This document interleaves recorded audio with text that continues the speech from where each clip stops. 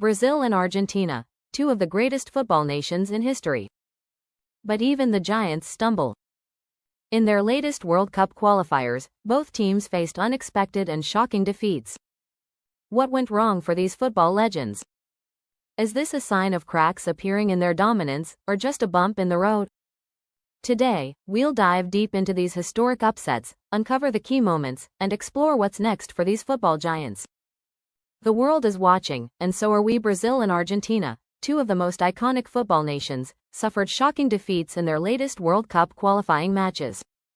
These losses have raised questions about their performances and preparations for the World Cup.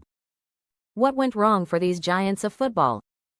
In today's video, we'll break down the games, analyze the key moments, and discuss what this means for their future. Let's start with Brazil's unexpected defeat to Paraguay. In a tightly contested match, Paraguay pulled off a historic 1-0 win, thanks to Diego Gomez's stunning strike. Brazil, despite having more possession and chances, struggled to find the back of the net. Key players like Neymar and Vinicius Jr. were marked heavily, and Brazil's attack looked uncharacteristically disjointed. This loss has put their World Cup qualification hopes in jeopardy, raising concerns about the team's depth and tactics. Argentina, on the other hand, faced Bolivia and suffered a 2-0 defeat at high altitude in La Paz. Historically, Argentina has struggled in Bolivia, but this match exposed some real weaknesses. The absence of Lionel Messi, who was rested due to injury concerns, clearly affected the team. Bolivia took full advantage of Argentina's sluggish play, with goals from Marcelo Martins and Juan Carlos Arce. The altitude factor certainly played a role, but Argentina's inability to adapt tactically was glaring. So, what went wrong for Brazil? One major issue was their inability to break through Paraguay's compact defense. Brazil's midfield was outplayed, with Casemiro struggling to control the game. The reliance on individual brilliance, especially from Neymar, has been a recurring problem for Brazil in recent years. When the star players are neutralized, the team lacks creativity and cohesion. Additionally, their defense looked shaky, with miscommunication between Marquinhos and Eder Militao leading to Paraguay's decisive goal. Brazil's coach, Fernando Diniz, will need to rethink his strategy moving forward, especially in tight games like this one. For Argentina, the absence of Lionel Messi was a huge blow. Without their captain and playmaker, the team struggled to create meaningful chances. Argentina's midfield, led by Rodrigo de Paul and Enzo Fernandez, lacked the creativity Messi usually provides. Their forward line, featuring Lautaro Martinez and Ángel Di Maria, looked disconnected and failed to threaten Bolivia's defense. Bolivia's high-altitude advantage made it even harder for Argentina to maintain a high tempo. This defeat highlights Argentina's over-reliance on Messi, and the need to develop a more balanced team approach moving forward.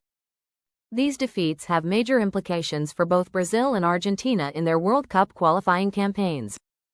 Brazil, who are usually dominant in South American qualifiers, now find themselves under pressure to secure crucial points in their upcoming matches. With the competition heating up, they can't afford any more slip-ups. For Argentina, this loss to Bolivia doesn't drastically affect their position, but it serves as a wake-up call. They'll need to get back on track quickly, especially with tough matches against Uruguay and Chile coming up. Both teams are still likely to qualify for the World Cup, but these losses have exposed vulnerabilities that need to be addressed. Fans in both Brazil and Argentina were shocked by these results. On social media, many Brazilian fans expressed their frustration with the team's lack of creativity and the over-reliance on Neymar. Argentine fans, while disappointed with the loss to Bolivia, were more understanding, acknowledging the difficulty of playing at high altitude and Messi's absence. The media in both countries has been critical, with some calling for tactical changes and others questioning the fitness levels of key players. These reactions show just how high the expectations are for these football powerhouses. Both teams have valuable lessons to learn from these defeats. Brazil needs to develop a more flexible tactical approach, one that doesn't rely solely on individual players. This could involve rotating their squad more and experimenting with different formations. For Argentina, the key takeaway is finding ways to win without Messi. While Messi will always be their leader, the team must prepare for a future where he won't always be available.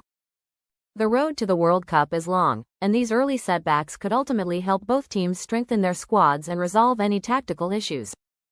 In conclusion, while these losses are disappointing for fans, they aren't the end of the road for Brazil and Argentina. Both teams have the talent and experience to bounce back stronger. The World Cup qualifiers are a marathon, not a sprint, and these giants still have plenty of time to recover. Let's see how they respond in the upcoming matches. What do you think? Can Brazil and Argentina get back on track? Let us know in the comments below. If you enjoyed this breakdown of Brazil and Argentina's surprising defeats, make sure to give this video a thumbs up and subscribe to the channel for more in-depth football analysis. Don't forget to hit the notification bell so you don't miss our future updates on the World Cup qualifiers and more. Share your thoughts in the comments. Who do you think will bounce back stronger? Thanks for watching, and we'll see you in the next video.